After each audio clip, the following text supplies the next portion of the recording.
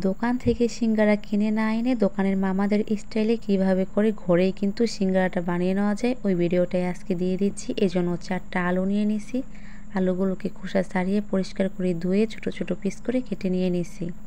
সিঙ্গারার ভিতরের পুরটা রেডি করার জন্য প্রথমে একটা কড়াইতে অল্প পরিমাণে তেল দিয়ে দিলাম পরিমাণ মতো পেঁয়াজ কুচি, দিয়ে দিলাম কয়েকটা আস্ত জিরা। এখন দিয়ে দিচ্ছি আদা রসুনের পেস্ট। আদা রসুনের পেস্টটা দেওয়ার পরে অল্প পরিমাণে পানি দিয়ে দিলাম ভাজা জিরার গুঁড়ো, গরম মশলার গুঁড়ো, পাঁচফোড়নের গুঁড়ো, লবণ, হলুদ, মরিচ, ধনিয়া গুঁড়ো মিক্স করা মশলাটা দিয়ে দিলাম অল্প পরিমাণে। এখন সবগুলো মশলা একসাথে ভালো করে কিছুক্ষণ সময় নিয়ে কষিয়ে নিতে হবে। কষিয়ে নেওয়া হয়ে যাওয়ার পরে আগে থেকে কেটে নেওয়া আলুগুলোকে দিয়ে দিচ্ছি, দিয়ে মশলার সঙ্গে ভালো করে মিক্স করে নিয়ে একটা ঢাকনা দিয়ে রেখে দিচ্ছি কিছুক্ষণ সময়ের জন্য। মশলার সঙ্গে আলুগুলোকে যখন ভালো করে কষানো হয়ে যাবে তখন পরিমাণ মতো পানি দিয়ে দিচ্ছি যাতে করে আলুগুলো সিদ্ধ হয়ে যায়। কিছুক্ষণ সময়ের পরে দেখা যাবে আলুগুলো কিন্তু ভালো করে সিদ্ধ হয়ে গেছে। আর আলুগুলোকে একটু ভেঙে ভেঙে দিচ্ছি। আর সিঙ্গারার ভিতরে আলুটা কিন্তু একটু মাখো মাখিয়ে থাকে, এই জন্য এই পর্যায়ে নামিয়ে নিচ্ছি।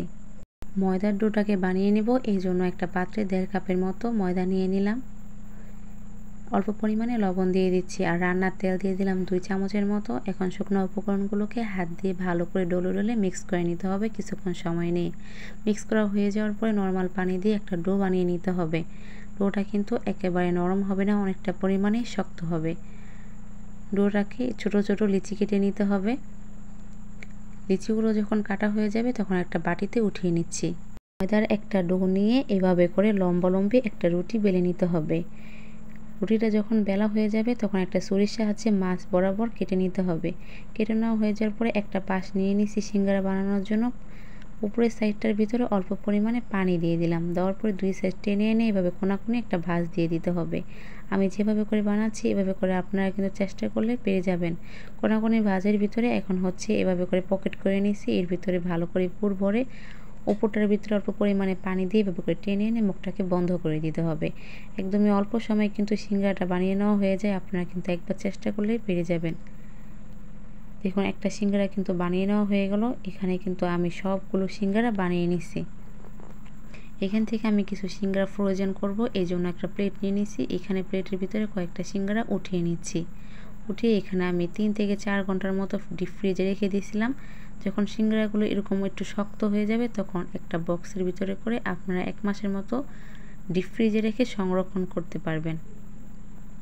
আর কিছু সিঙ্গারা এখন হচ্ছে ভেজে নিচ্ছি, এই জন্য একটা কড়াইতে পরিমাণ মতো তেল দিয়ে দিচ্ছি। তেলটা যখন হালকা একটু গরম হয়ে আসছে তখন হচ্ছে একে একে সবগুলো সিঙ্গারা দিয়ে দিচ্ছি।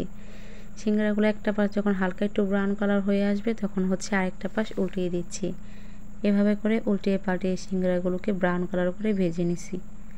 এখন হচ্ছে সিঙ্গারাগুলোকে নামিয়ে আপনাদেরকে পরিবেশন করে দেখাচ্ছি। সিঙ্গারাগুলো কিন্তু একদমই দোকানের মতো পারফেক্ট হয়েছে খেতে। আপনাদেরকে একটা সিঙ্গারা একটু ভেঙে দেখাচ্ছি কতটা পারফেক্ট।